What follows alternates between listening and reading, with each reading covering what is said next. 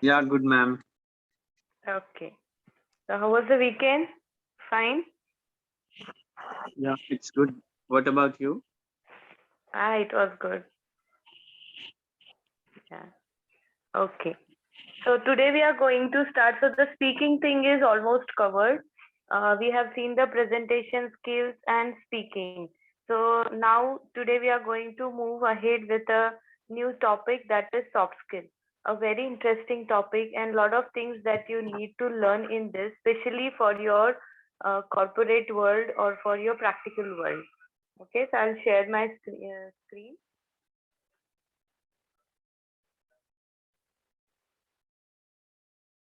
Okay, I'm not able to share. Please make me host. Okay, thank you.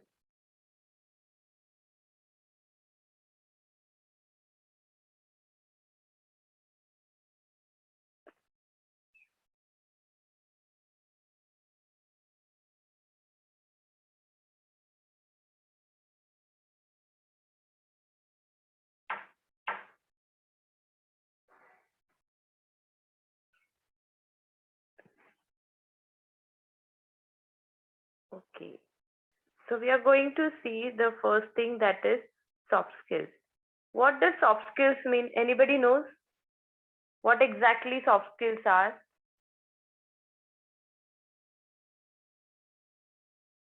Anyone?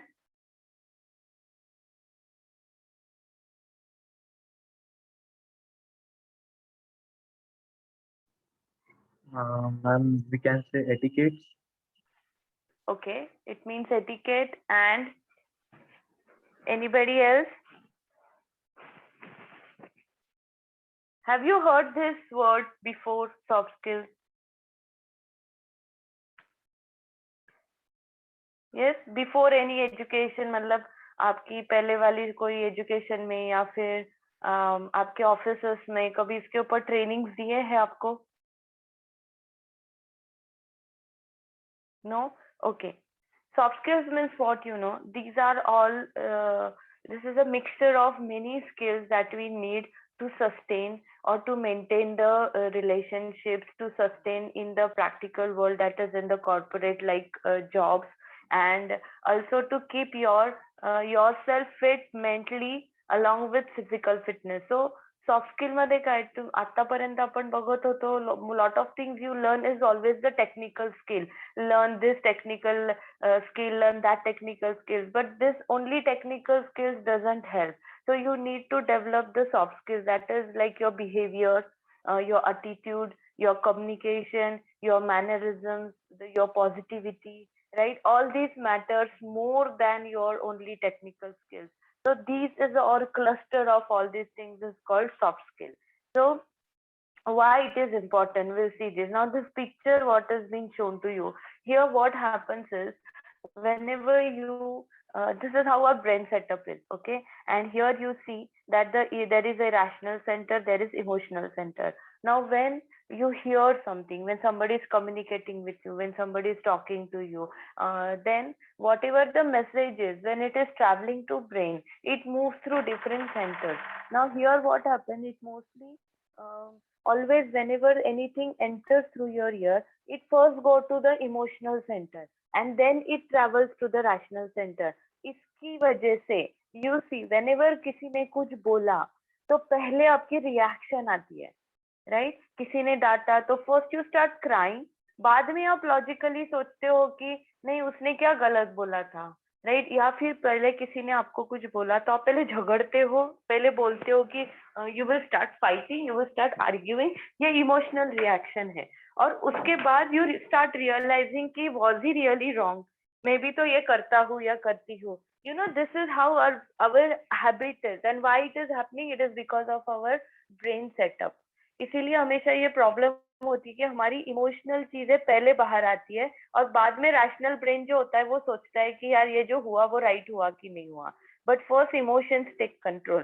तो इसमें जो एक parameter है इमोशनल इंटेलिजेंस, उसमें मैं आपको बताऊंगी कि how to take control of your emotion, like how to realise why emotional intelligence is very important in today's scenario.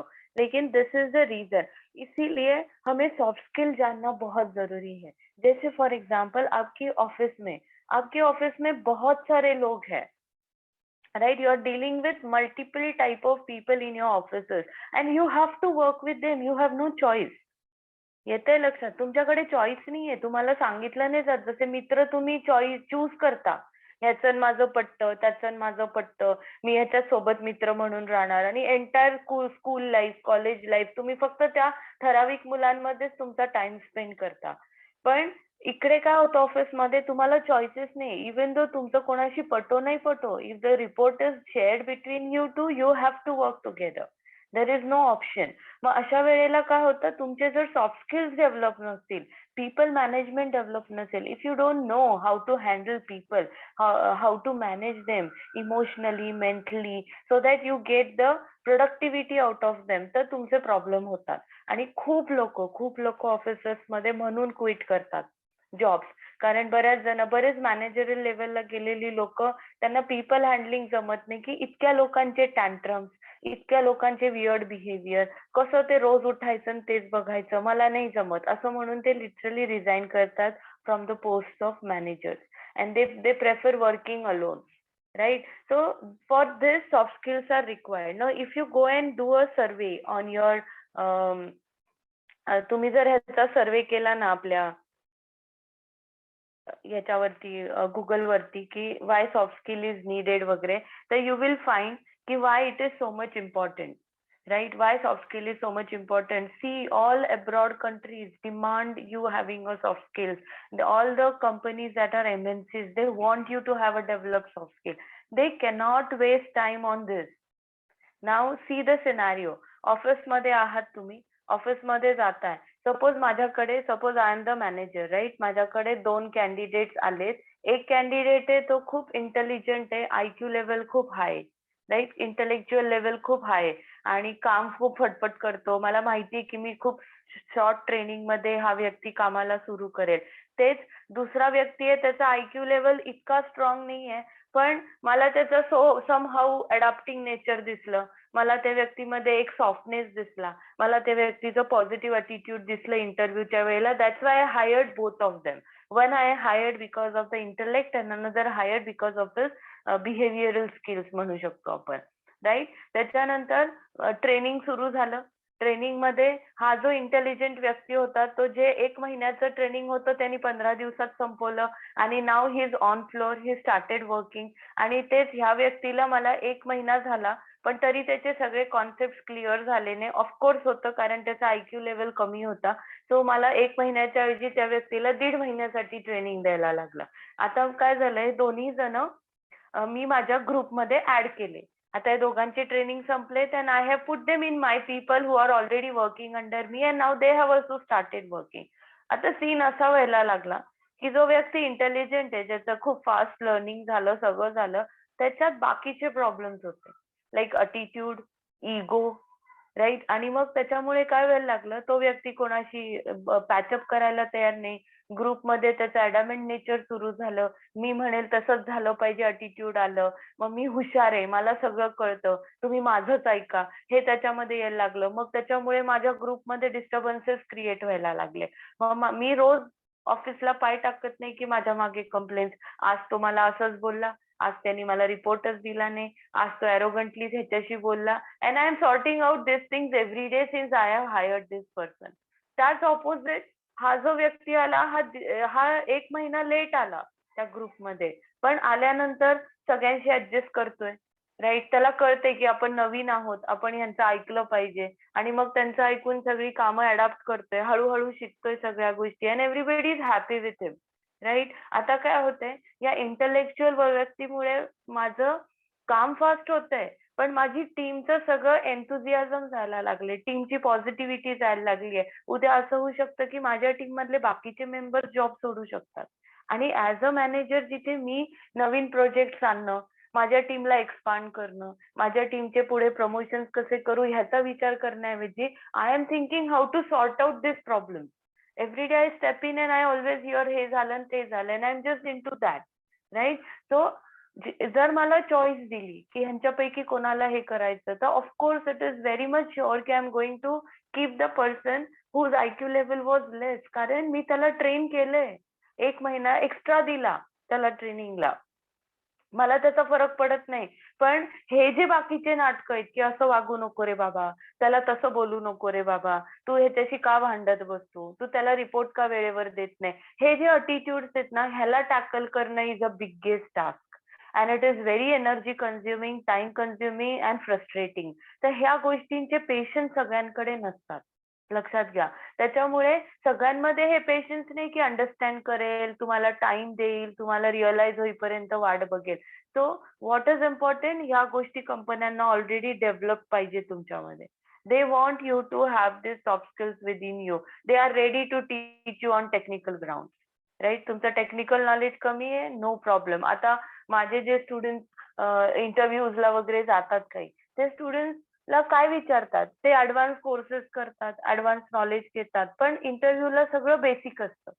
They will ask all basic questions, right. For example, कॉमर्सचे students गेले इंटरव्ह्यूला, ते खूप ऍडव्हान्स काय काय GST शिक, income tax शिक, खूप पुढचं पुढचं काहीतरी शिक, काही विचारत नाही. इंटरव्ह्यूला बेसिक एक्सेलच्या शॉर्टकट कीज काय आहेत, व्ही लुकअप काय असतो, एच लुकअप काय असतो, पिवट टेबल कसा लावायचा, या एकदम बेसिक गोष्टी विचारतात त्यांना. They don't ask them anything regarding income tax and all. कारण त्यांना माहिती आहे जे पाहिजे ते ट्रेनिंग करून देणार आहे आपण. That is why this is a dire requirement, it need to be developed within you. लक्षात घ्या, हे तुम्हाला स्वतःमध्ये अनालाइज करून आणायच्या आहेत. त्याच्याशिवाय आताच्या पुढच्या वर्ल्ड मध्ये सर्व्हायव्हल अजिबात होऊ शकत नाही. कारण कॉम्पिटिटिव्ह वर्ल्ड आहे. तुम्हाला प्रॅक्टिकल वर्ल्ड मध्ये गेल्यानंतर कॉम्पिटिशन फेस करायचे आहेत. इंटरनल पॉलिटिक्स असतं, कंपन्यांमध्ये भयंकर पॉलिटिक्स असतं, आणि त्या पॉलिटिक्समुळे तिथे सर्व्हाइव्ह करणं गरजेचं आहे. अशा किती नोकऱ्या सोडणार आहे तुम्ही, राईट? किती जॉब सोडत बसणार आहे तुम्ही? जाईल तिथे तुम्हाला काही ना काही माणसं अशा प्रकारची मिळणारच आहेत. So running away is not a solution, right? Facing to such kind of people is option, आणि ते तरच पॉसिबल आहे जर तुमचे सॉफ्ट स्किल्स डेव्हलप्ड आहे. And for this you can blindly trust me for this, की या गोष्टी जर तुम्ही खरंच अडॉप्ट केल्या ना स्वतःमध्ये, तर तुमची पर्सनॅलिटी पहिली गोष्ट पॉझिटिव्ह होते, आणि दुसरी गोष्ट त्याच्यामुळे तुम्ही 100% कुठल्याही ऍटमॉस्फिअर मध्ये सर्व्हाइव्ह करू शकता. लाईक वर्किंग प्लेसच्या, की काही असू दे, किती लोक त्रास देऊ दे, काही देऊ दे, तुमचं पॉझिटिव्हिटी लोकांना चेंज करवते. So that is why you have to adapt to this. आता या पिक्चर मध्ये मी ब्रेन आणि हार्ट दाखवलाय. So that is what soft skill is. You can't only think rationally and you can't only think emotionally. दोन्ही ways जर extreme केल्या तर तुमचे बऱ्यापैकी निर्णय चुकीचे असतात. खूप प्रॅक्टिकल, ओव्हर प्रॅक्टिकल होऊन विचार केला तर त्याला इमोशनल टच नसतो, ह्युमॅनिटीचा टच नसतो. आणि काही वेळेला तुम्ही खूप इमोशनल वेनी केला तर त्याच्यात रॅशनल नसतं. त्याच्यामुळे हे दोन्ही निर्णय बऱ्यापैकी चुकलेलेच असतात. सो जेव्हा पण आपल्याला डिसिजन मेकिंग येतं, आपल्याला काही गोष्टींचे चॉईसेस करायचे असतात, त्यावेळेला तुमचं माइंड आणि ब्रेन हे दोन्हीचं कॉम्बिनेशन इक्वल पाहिजे. That is called soft skill. Soft skill शिकवल्याने तुम्हाला काय होतं माहितीये? लॉजिकल काय, आणि प्लस त्यांनी कोणाला नुकसान होत नाही ना. रॅशनल काय, प्लस कोणाचे इमोशन्स हर्ट होत नाही ना. या दोन्हीचा बॅलन्स ठेवून तुम्ही गोष्टी करता. And that is how you maintain your relationship, you maintain people, you maintain your kind of a aura in that particular working place. म्हणून सॉफ्ट स्किल्सचं खूप महत्व आहे, लक्षात घ्या. वाटायला खूप सोपे वाटतात, शिकवताना पण खूप सोपं वाटतं, वाचलं तरी कळण्यासारखी गोष्टी आहेत, but practically implementation is very very difficult. लक्षात घ्या, it is very difficult. So that is why the thing happen. So emotional reaction अशी होते, म्हणून ह्याच्यामुळे आपल्याला प्रॉब्लेम होतात.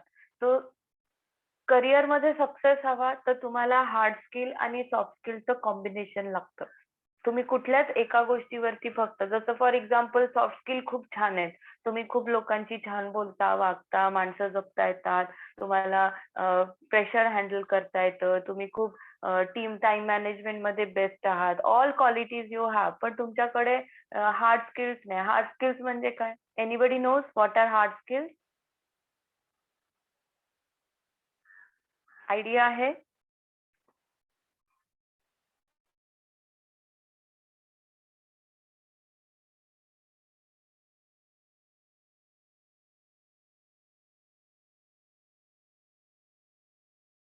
You are achieving till now.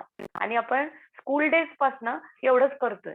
Problem काय ते आपल्याला कोणच बाकीच्या गोष्टी शिकवत नाही. आपल्याला the sense you are put in the school, सगळ्यांचं एकच प्रेशर असतं, मार्क्स आणले पाहिजे, टॉप केलं पाहिजे, पहिल्या 5 मध्ये तरी आहे, पहिल्या 10 मध्ये तरी आहे, पास तरी हो, फर्स्ट क्लास मध्ये तरी आहे, राईट, पासिंग ग्रेड तरी आहे. According to your this thing तुमच्याकडनं एक्सपेक्टेशन सुरू होतात. And in you are only focused on success, right. तुम्हाला फक्त जिंकणं शिकवलंय, जिंकायचं जिंकायचं जिंकायचं, जाईल तिथे जिंकलंच पाहिजे, जाईल तिथे जिंकलंच पाहिजे, शाळेत गेलं तर फर्स्ट आलं पाहिजे, हे केलं तर तिथं टॉपच केला पाहिजे.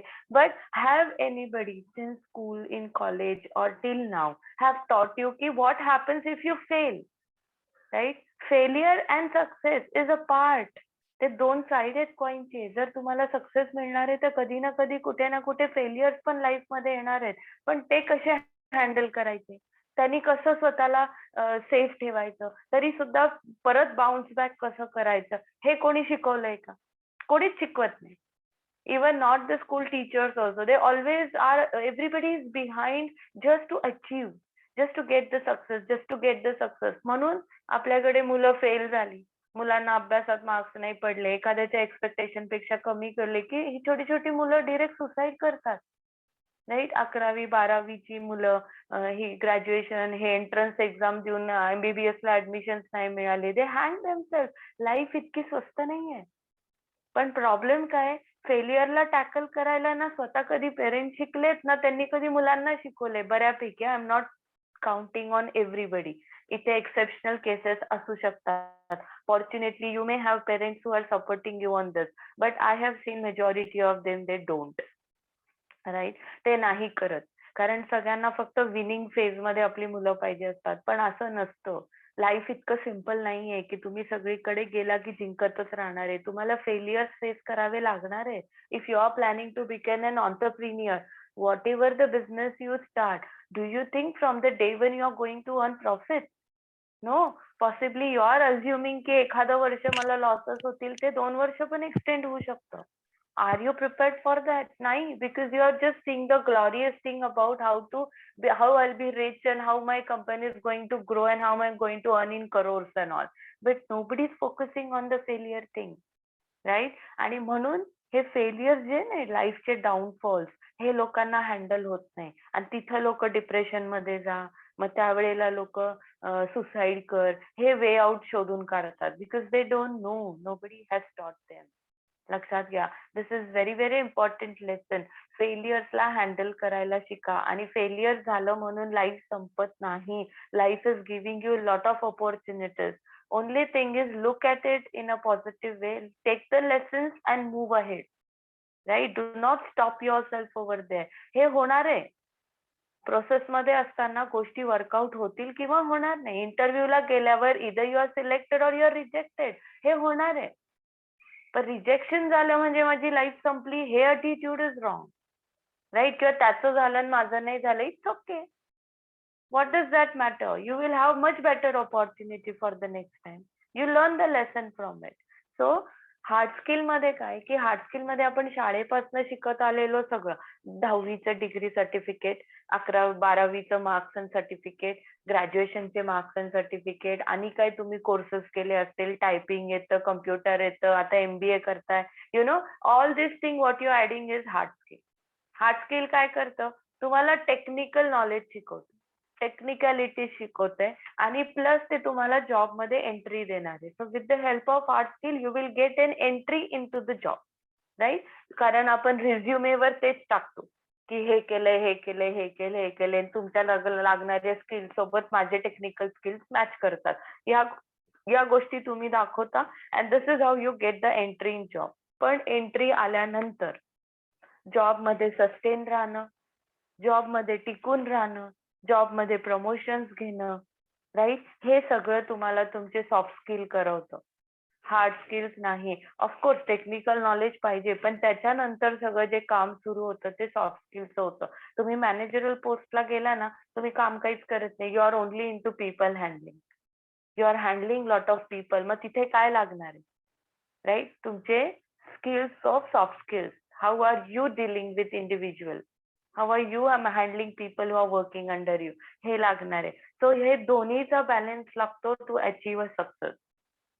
Okay, so that is what this chart shows. Now, this is called our hard skill. आता हा जो picture आहे, this is how the soft skill has importance with us. हा जो iceberg दाखवलाय, त्याचा जो वरचा level आहे, right, जो लोकांना दिसतो, काय केलंय? B.Com झालोय, काय केलंय? BA झालाय, काय केलंय? डॉक्टर झालाय, आता MBA करतोय, आता हे करतोय. हे सगळ्या काय गोष्टी आहेत? Show it to public. Right, आमचा मुलगा काय करतो? MBA करतोय, आमचा मुलगा काय करतो? हे करतोय. ह्या ज्या गोष्टी ह्या सुपरफिशियल आहेत, पण जे डीप विदिन आहे, तो व्यक्ती कसा आहे, राईट, तो व्यक्ती काय आहे, त्याची आयडेंटिटी काय आहे, ही सगळी आतली आहे. That is called soft skill. आणि ती कशाने दिसणार आहे? त्याच्या बिहेवियरने. लोकांशी तो कसा वागतो, राईट, त्याचं कम्युनिकेशन कसं आहे, त्याचं अंडरस्टँडिंग कसं आहे, त्याचे टाइम मॅनेजमेंट स्किल्स कसं आहे, त्याचं इमोशनल इंटेलिजन्स कसं आहे, तर एम्पॅथेटिक आहे की नाही. All these things are going to matter and that is going to name you as a human. त्याच्यावरनं तुमचं कॅरेक्टर हे होणार आहे, लक्षात घ्या.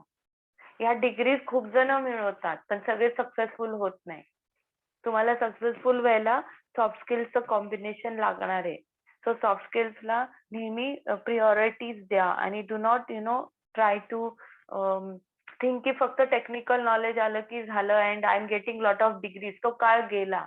तो काळ आमच्या वयाच्या लोकांच्या वडिलांचा वगैरे होता, की तेव्हा फक्त किती डिग्री आहे, एवढं शिक्षण झालंय का, मग द्या ह्याला ही पोस्ट, राईट, मग किंवा एवढे वर्ष काम केलंय का, करा ह्यांना प्रमोट, एवढंच बघायचे. आता नाही करत. You go and ask people who are working in MNCs की कुठल्या बेसिसवर प्रमोशन्स होतात, कुठल्या बेसिसवर they are making people managers and all. They don't make only because of you work hard or you do degree, you have degree. They do because you have developed soft skills. Because that is being seen in your behavior. तुम्ही HR आहे, तुमच्यातला कोणाकोणाला HR बनायचं असेल, MBA HR करत असाल, तुम्हाला माहित असेल MBA HR मध्ये जेव्हा तुम्ही एखाद्याचे प्रमोशन्स असतात ड्यू, त्यावेळेला तुम्ही फीडबॅक करता. 360 डिग्री फीडबॅक घेतला जातो HR कडनं. तो फीडबॅक काय घेता रे तुम्ही? दे मस्ट हॅव टॉट यू, आय डोंट नो, तुम्ही अजून इनिशियल फेजला आहात, बट ते काय घेतात? काम वेळेवर संपतं का, राईट? काय विचारतात? कामात कसा आहे? तिसरी गोष्ट विचारतात, लोकांना सपोर्ट करतो का, हेल्प करायला जातो का, राईट, बाकीच्यांशी बोलून चालून राहतो का, इंटर डिपार्टमेंट गप्पा मारतो का.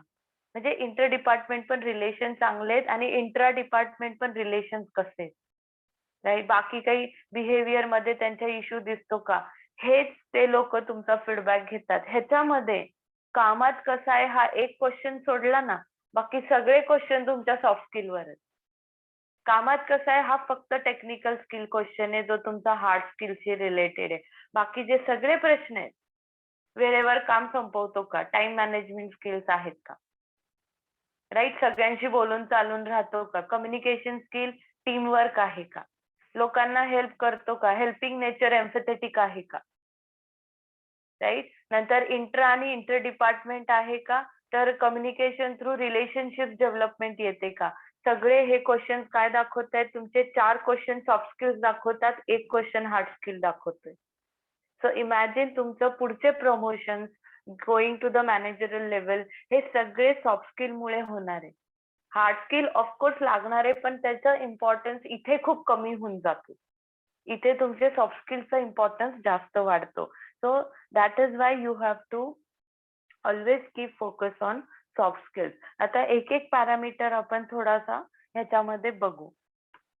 Okay, first is communication. Communication आपण चॅप्टर 1 पासून बोलत आलेलो. आपला चॅप्टर 1 पण तोच होता. स्पीकिंग मध्ये पण तेच बोललो आपण, प्रेझेंटेशन मध्ये पण तेच बोललो आपण, हाऊ टू प्रेझेंट मध्ये, right. So it is a dire thing that every leader is going to require and every person is going to require. पण असतं काय हे कम्युनिकेशन, ह्याचा आणि सॉफ्ट स्किलचा काय संबंध?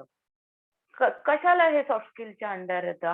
हा क्वेश्चन मे बी तुमच्या डोक्यात येत असेल की कम्युनिकेशन मॅम एक पद्धत आहे की ज्याने आपण बोलतो किंवा कसं बोलतो, राईट. मग ह्याचा आणि सॉफ्ट स्किलचा काय फरक पडतो? तुमचं attitude, right? The person, the way you are is expressed through your words. It is expressed through the way you are communicating, right. तुम्ही मुन्नाभाई एमबीबीएसचा मूवी पाहिला असेल, आय डोंट नो. त्याच्यामध्ये जर तो एक शॉर्ट आहे बघा, सेकंड पार्ट आहे मुन्नाभाईचा, तो लगे रहो मुन्नाभाई. त्याच्यामध्ये ती प्रिया बापटचा छोटासा रोल दाखवलाय. ती त्याला फोन करते, तो तेव्हा त्या व्हिडिओ जॉकी टाईप बनलेला असतो आणि तिथं ती त्याला फोन करून विचारते की मला बघायला एक मुलगा येणार आहे, पण मला माहित नाही मी त्याला कसं जज करू, मला कसं कळेल की तो माझ्यासाठी परफेक्ट आहे की नाही, असं ती त्याला फोनवर विचारते. तर तो काय सांगतो तिला की हॉटेलमध्ये जेव्हा तुम्ही भेटाल.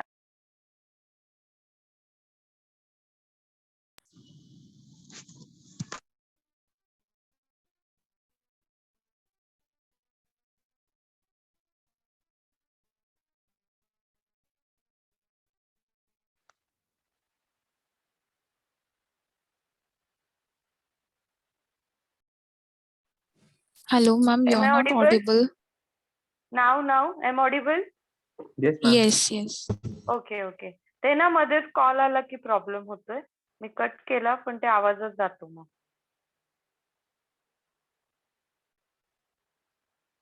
ओके. सो कम्युनिकेशनचा हा हे होतो की बाबा मग नक्की काय, तर कम्युनिकेशन हे इम्पॉर्टंट आहे की त्याच्यामध्ये तो म्हणतो की तो जेव्हा वेटरला हाक मारेल तेव्हा तो कशा पद्धतीने बोलवतो त्याच्यावरनं त्याचं कॅरेक्टर दिसतं. याचा अर्थ काय होता माहितीये त्या सीन मध्ये, की तुमच्यापेक्षा कमी असलेल्या लोकांना तुम्ही कसं ट्रीट करता ह्याच्यावरनं तुमचं कॅरेक्टर जज होतं. How respectfully you behave. आपल्या घरातल्या कामवाल्या बाईसोबत तुम्ही किती आदराने आणि प्रेमाने वागता. तुमच्यापेक्षा कमी काम करणाऱ्या लोकांना तुमच्या ऑफिसेसमध्ये पाणी घेऊन येणारे असतात, चहा घेऊन येणारे असतात, त्यांना तुम्ही किती रिस्पेक्टफुली वागवता ह्याच्यावरनं तुमचं कॅरेक्टर जज होतं, हे लक्षात घ्या. आणि ते कसं होतं through your communication. How good you communicate with them, how respectfully you communicate with them. म्हणून कम्युनिकेशन मधनं तुमचे कॅरेक्टर्स दिसतात, तुमच्या पर्सनॅलिटी जज होतात.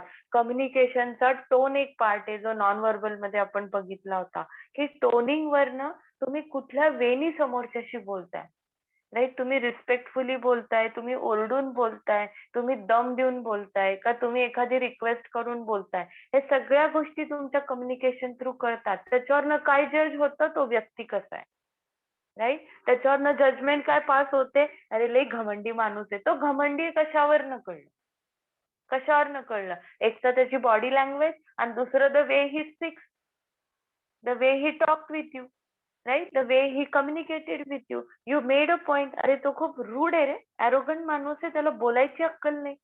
हे येतात ना आपले रिॲक्शन्स लगेच. कशावरनं बोलायची अक्कल नाही म्हणजे काय, there is no communication skill. म्हणजे काय, there is no respectful language. So always communication मध्ये तुमच्या एक आदर आला पाहिजे. मराठीत पण बघा, तुम्ही अशी बिना आदराची मराठी बोलून बघा. काय रे, येतो का रे, ए येड्या, ए मूर्खा, असं बोलला तर कोणाला आवडेल का? तुम्हाला तिथं पण काय करताय, येताय का, जमणार आहे का तुम्हाला, करायचं का आपण, असं बोललं तर ती रिस्पेक्टफुल वाटते, right. You are considering other person, ते दिसतं त्यातनं. So this is how your communication creates an impact about your personality. म्हणून कम्युनिकेशन प्रत्येक ठिकाणी बंबार्ड केलंय तुमच्यावरती. कारण being an MBA student, right, your communication has to be very powerful.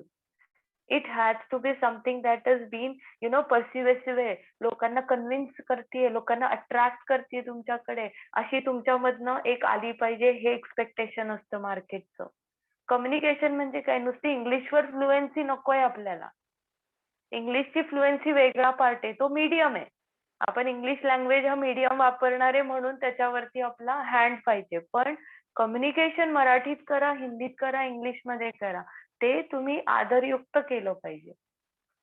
घरातल्यांना तुम्ही म्हटलं, ए आई ये ना इकडे, दे ना ग पाणी पटकन, ही भाषा. आणि आई मला जरा पाणी देतेस का ग, ही भाषा, राईट. ए तिथं काय बसतो, इकडं बस ना, ही भाषा. अरे तिथे का बसतोय, इकडे येऊन बस, ही भाषा. हा डिफरन्सेस असतात कम्युनिकेशन. आणि ह्याच्यावरनं तुम्ही एज्युकेटेड आहात नाही आहात, तुम्ही मॅनर्ड आहात नाही आहात, तुम्हाला काही संस्कार आहेत नाही आहेत, हे सगळे जजमेंट लोक पास करतात. आपण स्वतः करतो. लोकांचं सोडून दे. You must have passed this thing depending on the communication skills of other person. Right? So this is why communication is very important. Now this is same thing happens in office also. काहींचं ना मुळात बोलण्याचा पद्धतच रूढ असते.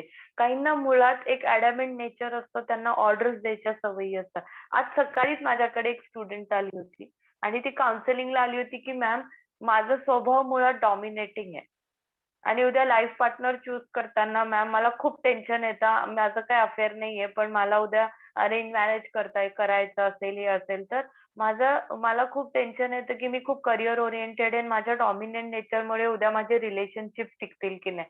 मग तिला भीती काय की तिच्या आवाजातच एक डॉमिनन्स आहे. So whenever she communicate something she communicate as if she is giving orders to others. हे ऑर्डर सगळे घेणार नाही. Right. So that is going to happen की it is going to happen की त्याच्यावर आमचं बराच वेळ डिस्कशन झालं की how she has to choose a right partner for her or what qualities she has to see in her and also she has to improve on her this particular habit. So असं खूप कम्युनिकेशनचा हा relation आहे तुमच्या soft skills मध्ये and that is why you need to work on your communication skills. आपण जे first chapter पासून बघत आलो असं तर रिलेट करतं की बोलायचं कसं, रिस्पेक्टफुल असावं, आदरयुक्त असावं. मग तो कोणीही असू दे, तुमच्यापेक्षा वयाने लहान असलेल्या व्यक्तीला सुद्धा तुम्ही रिस्पेक्ट दिली पाहिजे. मोठ्यांना तर आपण देतोच, पण लहान्यांना पण दिली पाहिजे. फॉर एक्झाम्पल खूप जणांना ओल्ड एज माणूस दिसला, वयस्कर व्यक्ती दिसले की त्याला ए म्हाताऱ्या, ए म्हातारी हे म्हणायची सवय असते. This is rude. राईट. ही लँग्वेज एक रूड लँग्वेज आहे. त्याच्याऐवजी तुम्ही आजोबाजी नाही म्हणू शकत का? का तुमचा म्हातारा आणि तुमची म्हातारीच आजोबाजी असतात आणि लोकांचे म्हातारा आणि म्हातारी असतात. So this language itself is not good आणि हे अटिट्यूड दाखवतं. मग तशा लोकांना मागं काय म्हण मानतात, आपलं ते पोरगं दुसऱ्यांचं ते कार्ट. राईट. लोक अशी म्हणी मारतात मग अशा लोकांना. यांचं कसं आहे, आपलं ते पोरगं दुसऱ्यांचं ते कार्ट, अशा टाईप मध्ये ही लोकांची विचार आहेत. पण आपण सुशिक्षित आहोत, आपण एवढं सगळं शिकतोय. सो आपल्याला आपल्या कम्युनिकेशन वरनं आपल्या एज्युकेशनचा इम्पॅक्ट दाखवायचा आहे. लक्षात घ्या. तुमचं बोलणं असं पाहिजे की समोरच्या तुमच्या बोलण्यावर भाळला पाहिजे, इम्प्रेस झाला पाहिजे की किती सुंदर बोलतो हा, किती आदरयुक्त बोलतो हा, हा मला रिस्पेक्ट देतो तर मी पण त्याला रिस्पेक्ट दे. मी मोठा आहे मला रिस्पेक्ट दे, मी छोटा आहे मला रिस्पेक्ट दे, मी खूप एवढा शिकलोय मला रिस्पेक्ट दे, मी खूप पैसेवाला आहे मला. अशी रिस्पेक्ट नाही मिळत. रिस्पेक्ट तुमच्या वागण्यातनं मिळते.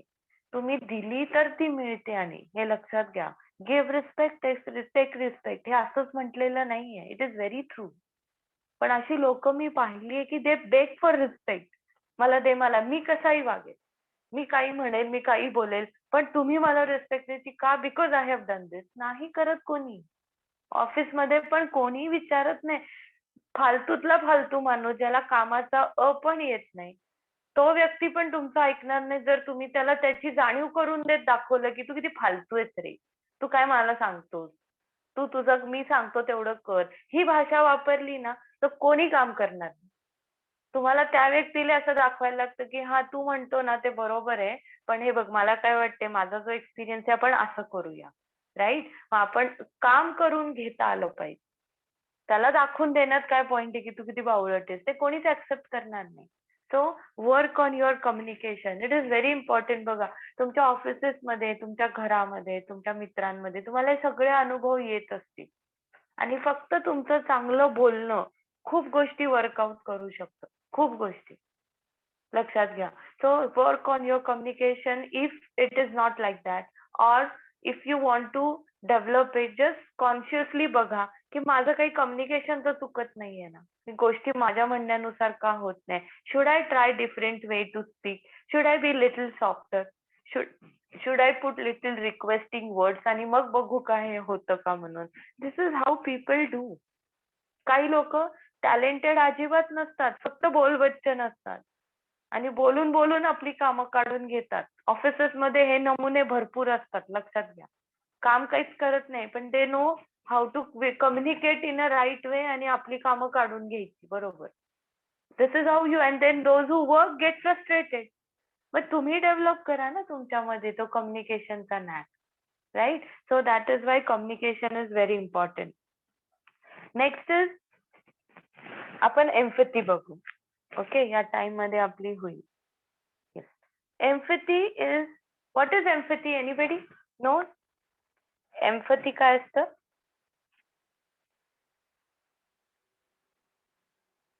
सिम्पथी काय असतं?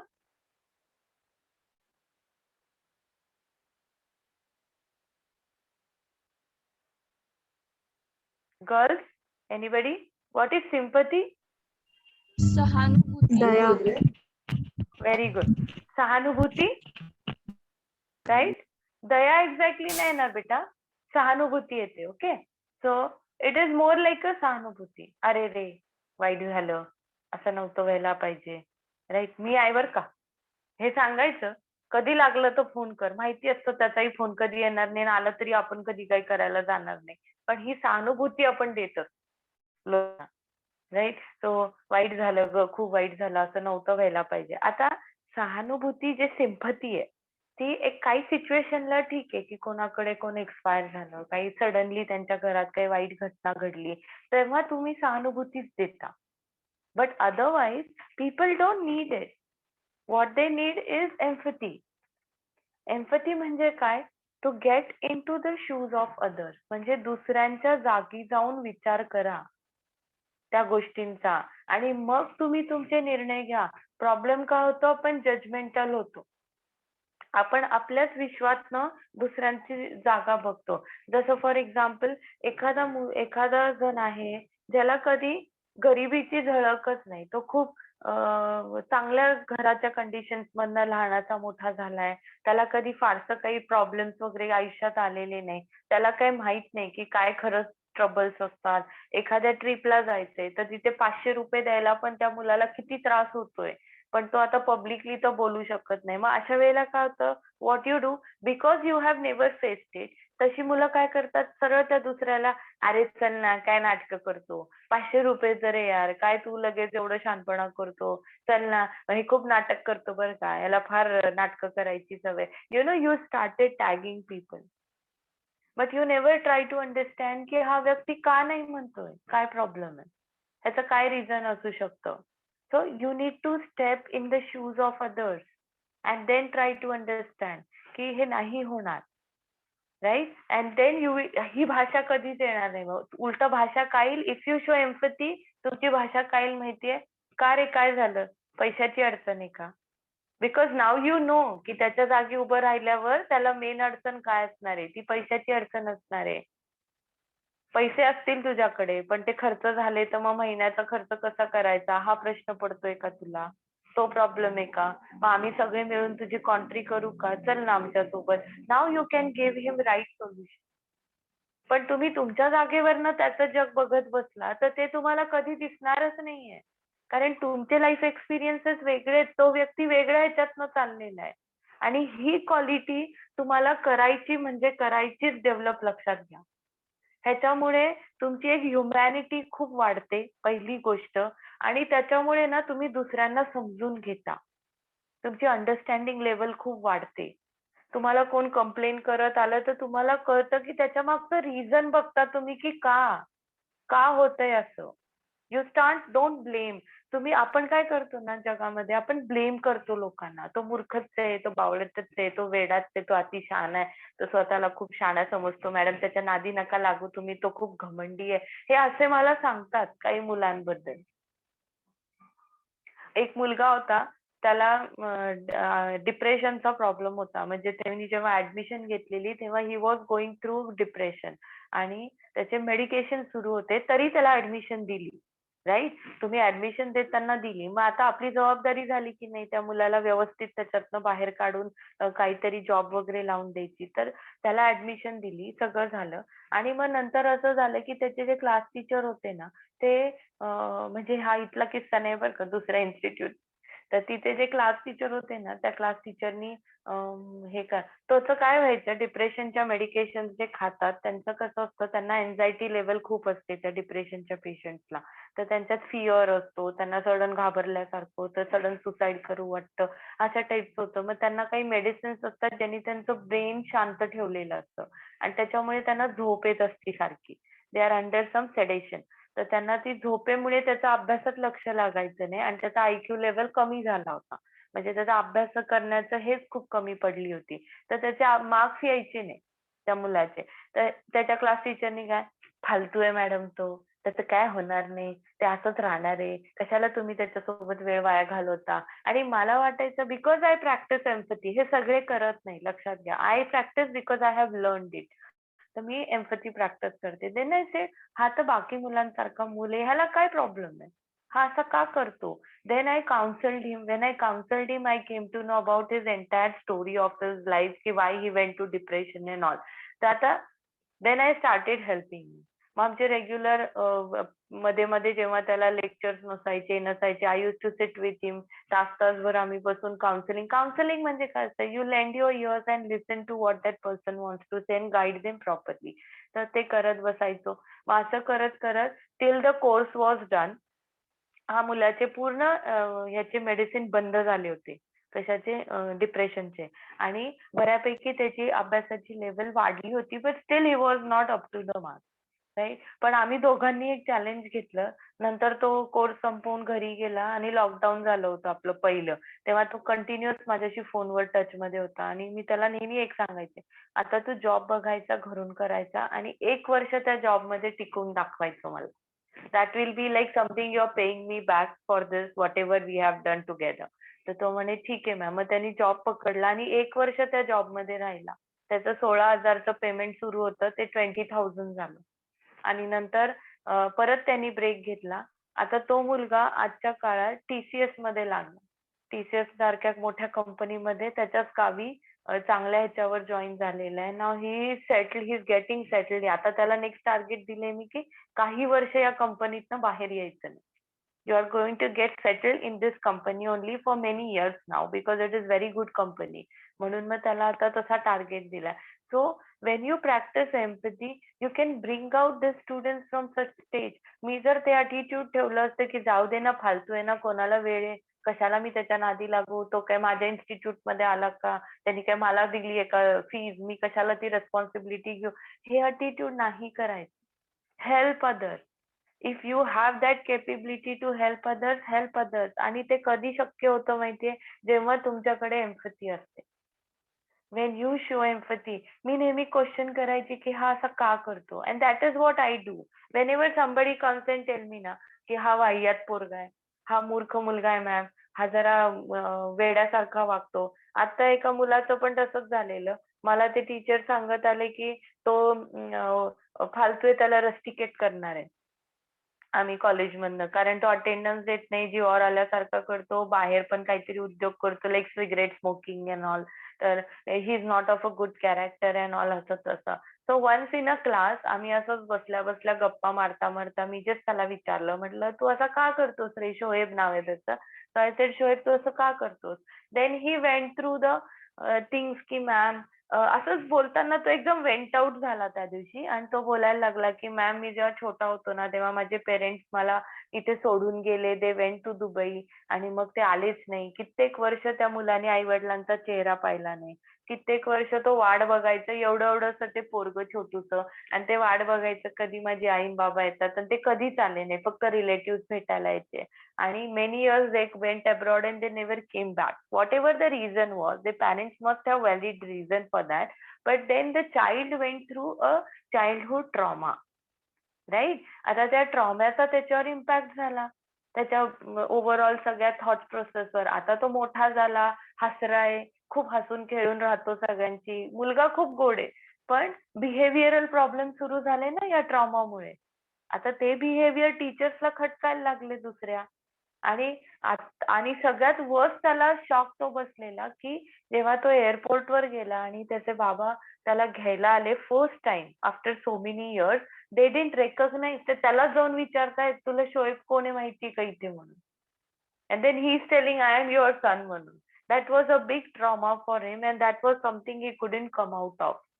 And त्या गोष्टींनी त्याला सो ऑब्विस आहे त्याची अटॅचमेंट्स नाही आहेत फॅमिली सोबत आणि असं डिस्टॉर्टेड चाइल्ड आहे he is going to show that behaviour now what he need is he needs a mother care he needs somebody to understand him he needs a good counselling पण teachers काय करतायत will rusticate him rustication is not the answer for that right it is going to create more complications in the life of the child पण हे कळतच नाही आता being an employee, I can't interfere in the management decisions, but I still went and told them, "Ki you leave him for few months in my hand and let us see if we can improve the child." Right? त्याच्यामुळे त्याच्यामध्ये काहीतरी life बनवेल तो असं तर आपण केलं तर त्याचं आयुष्य भरकटतच जाणार आहे. पण हे मी का करू शकते माहितीये because I practice empathy. So that is हे माझे स्टुडंट्सचे एक्झाम्पल्स मी दिले. आता ऑफिसेसमध्ये पण तुम्ही हे करायचे. कोणी कंप्लेन करत आलं, कोणी काय म्हणत आलं, लगेच ब्लेम गेम करू नका. तुझं असंच आहे, तुझं तसंच आहे, तुमचं असंच आहे, नुसत्याच सुट्ट्या मारायच्या असतात, नुसतंच लेट यांचं वारी आहे बाबा, लेट येतात तरी यांना कोण काही बोलत नाही, असं करत नाही. पण as a manager, as a leader तुमच्या डोक्यात हे आलं पाहिजे की जो व्यक्ती कधी लेट यायचा नाही तो सडनली का लेट यायला लागला. What is the reason? Go and sit with that person instead of screaming on him in front of everyone. हे बघ नेक्स्ट टाइम पासून असं उशिरा आलेलं मी खपवून घेणार नाही. So henceforth you make sure you are on time or else put your resignation. Right? This is a rule for everyone and I'm not going to give anybody exception out of it. Have you ever talked to that person? नाही. हा manager कसा आहे without any empathy. फक्त मला mistake दिसतीये त्या mistake वर मी बोलणार माझं काही चुकत नाही मला चूक दिसली मी बोललो मी बरोबर आहे मॅनेजर म्हणून पण यार ह्युमन आहात तुम्ही मॅनेजर ही पोस्ट आहे पण त्याच्या आतमध्ये ह्युमनच आहे ना त्या ह्युमनला ह्युमनची कनेक्ट नाही होत आहे you can't ask that person की why it is happening right so ideally when you become a leader show empathy towards others if you are empathetic तुम्ही काय करणार काय झालं what is the reason ask him to come in your cabin and there you ask him questions then you will come to know what are the reasons माझ्या घरी असं सुरू आहे माझ्याकडे हा प्रॉब्लेम आहे माझ्याकडे तो प्रॉब्लेम आहे and then you know what is happening and then you tell them की बाबा ठीक आहे एक काम करू आपण तू असं असं कर म्हणून मग आपण एक काम करू तुझा टाइमच पुढचा शिफ्ट करून घेऊ म्हणजे तू नंतर थोडा वेळ थांब आणि सकाळी लेटच ये म्हणजे तुला रोज लेट मार्क्स लागणार नाही now you can get the right solution and everybody is happy win win situation मध्ये जायला बघायचं नेहमी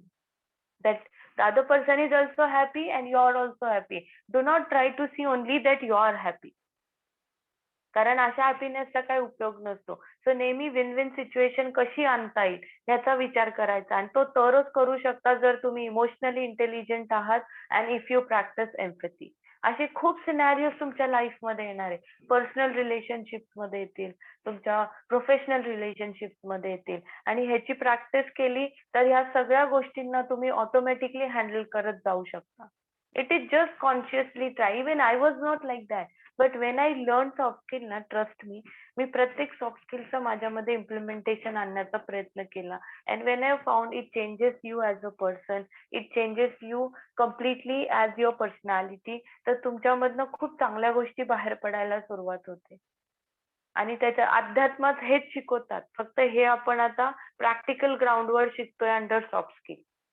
खूप अध्यात्माचे लेक्चर आणि मी जे सॉफ्ट स्किलला सांगते हे मॅच करतं फक्त माझे एक्झाम्पल्स रिअल लाईफ एक्झाम्पल्स असतात जे माझ्या आजूबाजूला घडतात किंवा माझ्या स्टुडंट्सचे माझ्या स्वतःचे किंवा मी बघितलेले हे एक्झाम्पल्स असतात आणि त्याच्या अध्यात्मामध्ये ते खूप जुन्या मायथॉलॉजिकल वेनी समजवायला जातात आपल्याला याच गोष्टी so everything revolves around the same thing So practice empathy. This is very big skill you need to adapt in you and this is highly demanded also nowadays that you should have a leadership skill, you should have critical thinking, you should have problem solving ability, you should have emotional intelligence and empathy.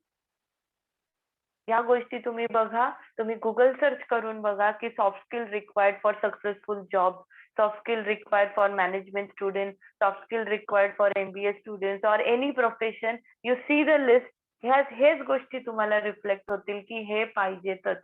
खूप articles येतात, वाचा तुम्ही. तुम्हाला importance कळेल soft स्किलचा की why they are been emphasise so much, why everybody has put this thing in the syllabus. कारण behaviour right असणं खूप गरजेचं आहे, लक्षात घ्या. मी खूप एक्झाम्पल्स पाहिलेत की लोकांचे त्याच्यामुळे how they suffer in their professional life, how they don't progress in their professional life, and how they keep quitting jobs because of this. Right. So हा एम्पथीचा पॉइंट आहे जो तुम्ही 100% प्रॅक्टिस करायचा आहे. सो बाकी बरेच पॅरामीटर्स आपण स्लोली डिस्कस करू. दिस इज व्हेरी गुड चॅप्टर. एक इमोशनल इंटेलिजन्स आहे जो खूप महत्वाचा आहे तुम्हाला, आणि लिडरशिप क्वालिटीज आहे जे तुम्हाला इम्पॉर्टंट खूप आहेत. सो ते आपण उद्याच्या क्लासमध्ये डिस्कस करू. ओके, बिकॉज 7 वाजून गेले. Will stop here. Okay, everybody. Thank you and have a nice evening. Bye. Thank you, ma'am. Thank you. Bye.